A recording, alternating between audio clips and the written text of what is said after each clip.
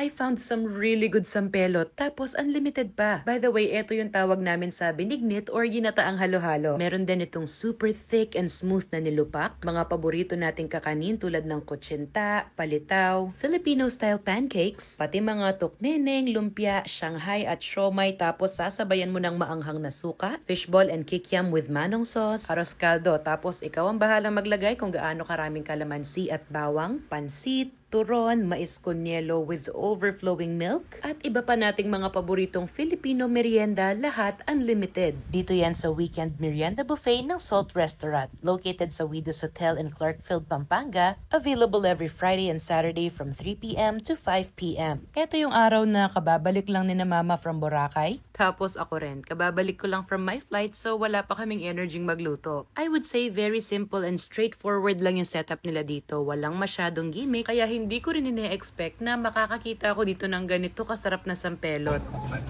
Wow, tamang-tama. Ang sarap yung sampelot na. Masarap, ang kunat. Gusto ko to.